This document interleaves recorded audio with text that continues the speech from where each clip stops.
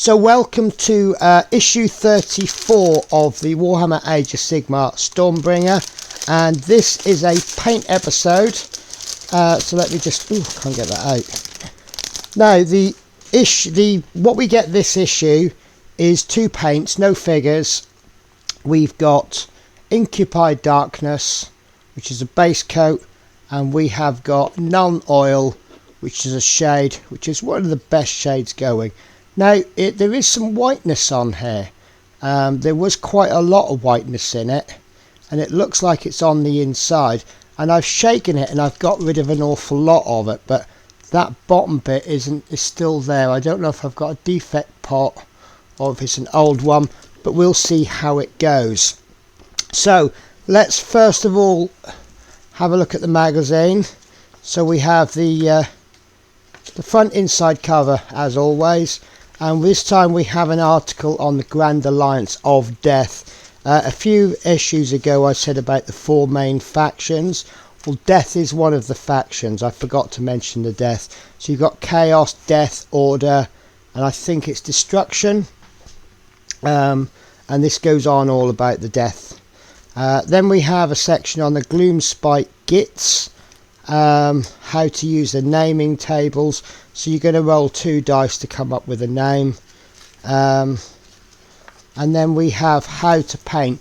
Now because I've restarted this again from about issue 30 something, I'm only going back into the models that I've done since 32. None of those models feature here. This is just going back over Incubi Darkness. It's doing a catch up, and then we've got some corrections and tidying, and then we've got how to use a Nuln Oil. But obviously you're going to want to know what these paints are like. So a few videos back we had a little mystery man that I was painting up, and I said to you to keep watching and then he will make an appearance. Well, here he is. So this, while I was priming one of the models, I decided this is just a little soldier figure I got from it was very, very cheap. As you can see, the quality is very, very poor. However, it has got some detail, so we will hopefully be able to show off the Nuln Oil, and we'll be able to show off the detail. So that's what we're going to be painting, and we'll paint him today. So it shows you how to go through all the models, and then we have another section on the rules, 2 pages, 4 pages this time, and then we have another tutorial, stage 9. This is monstrous rampages.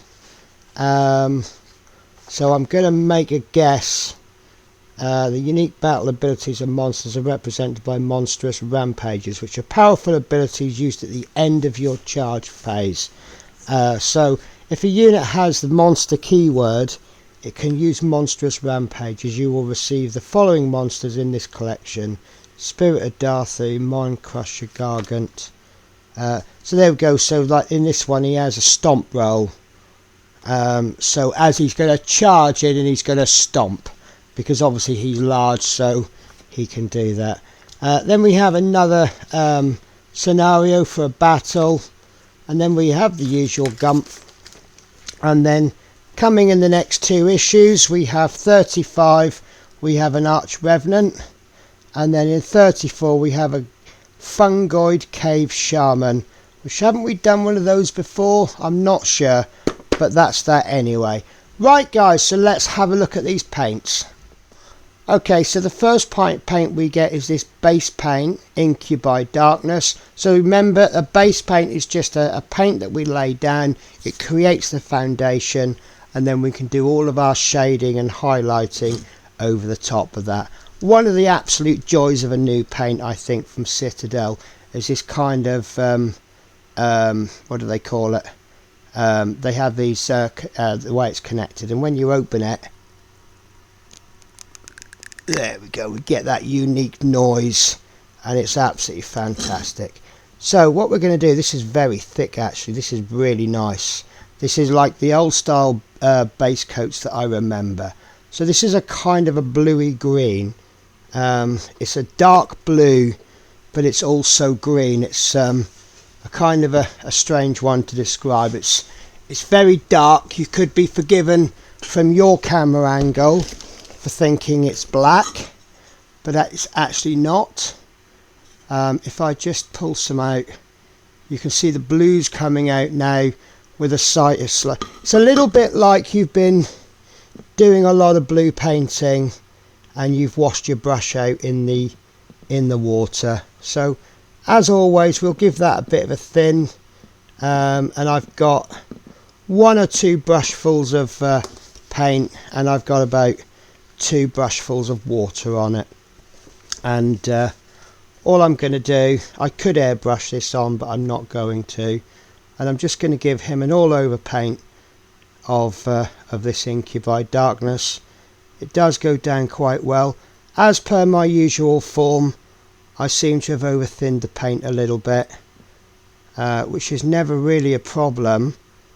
It just means that instead of doing 2 or 3 coats, I'm now going to be doing 3 or 4 coats. So not a problem. It's not awful coverage. If I'd have thinned it down any more, it probably wouldn't cover. So actually, for the purposes of this, I probably thinned it down just perfectly, because it's thin enough that it can really show off that highlighting. There we go. So obviously he needs to do another couple of coats, but if you look at it from below, you can see the darkness on it. Have I missed a bit out there? I think I have. There we go. And then on the raised bits, you can really see the blue coming out. I really have missed there, haven't I? This is one of the beauties of doing multiple coats, because you can catch bits that you've missed. Okay, so there we go. I think maybe I'm just starting to think ahead of the Nuln oil stage, and I'm starting to think maybe I should have done 2 of these figures, and then I could paint one in a lighter colour, which will really show that Nuln oil off really well. But you know, it is what it is. So I'm going to give him about 10 minutes to dry, and then I'll just start blocking in a second or maybe a third coat. Okay, so I've just been sitting here twiddling my thumbs and playing my favourite mobile phone game while I've been waiting for this to dry. If I was doing, say, a batch of 20 of these, I'd do each one, and then by the time I got to the last one, the first one would be dry. But there's the result of the first coat. You can see it's just thin enough for that shading to come through, but I am going to do a second coat, make sure it's nice and solid. And I usually find, and yes, this is no exception, I usually find that second coat is really nice. The first coat kind of goes on, and it's not perfect. It's just laying something down, but that second coat is actually sticking to the first coat, and it's actually really enjoyable to paint. So and you see it's going on much easier. I'm able to paint a lot quicker, and it's just flowing so much better. So make sure he's got full coverage, and then hopefully this will be good enough that we can show off the shade. So this is what he looks like when he's wet. As you see, look, beautiful coverage on the second coat. That is absolutely perfect. And some of that highlighting, not too strong, is just showing through a little bit. If you look at it from the top and then look at it from underneath, you can see it's just a little tiny bit darker. So a couple more games on my mobile phone while he waits, and then we'll get on with the next bit. Okay, so that's nice and dry. That's a nice solid coat, and that's ready to receive either the next layer or, in this case, a little wash. So this is a shade. This is called Nuln oil. In a nutshell, what this is watered down ink. So it's watered down so it's not so strong, and it basically does everything an ink does. It will you'll put a thin layer. Oops, the whole thing's coming off. There we go, that was nice. So obviously you can't see it, it just looks black inside.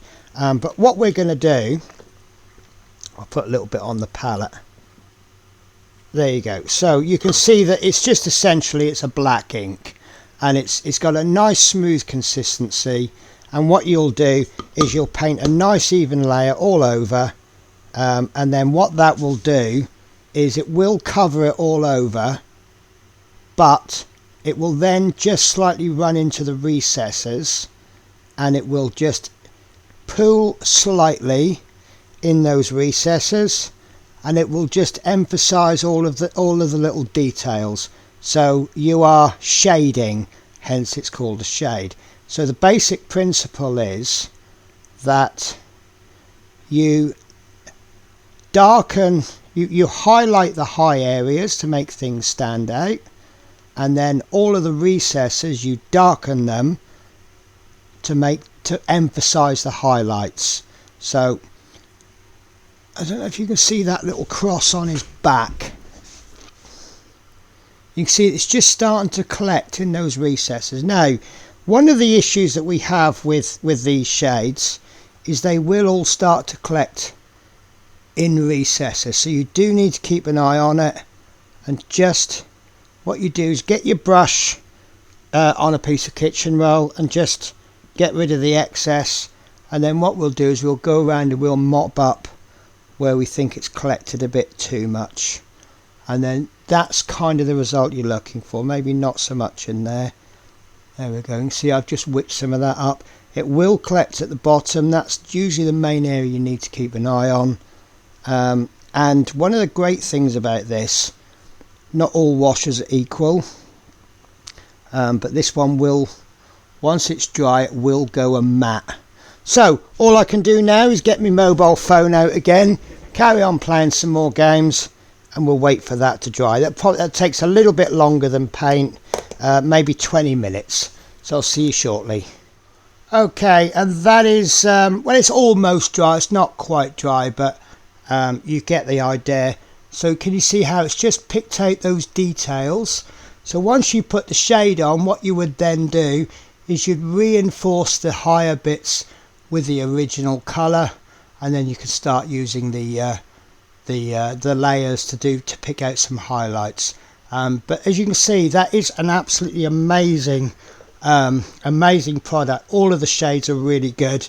Most of the shades by different companies are good, but you generally find that people that are painting fantasy figures, they usually, if you ask them what their best 3 paints were, or best 3 pots, I think you usually find the Reichland Agrax Earth shade is usually round about number 1, and Nuln Oil will probably be in the top 3. Absolutely amazing product. I do love it. Right, so guys, next week we are starting a new issue. So this is issue 34. So next week is the Arch Revenant. I think we've already been through this, haven't we? The Arch Revenant next week, and that looks like it might be a 2-parter. It's only a single model. I think we might be able to get that done in 2. So guys, take care, and I'll catch you next week.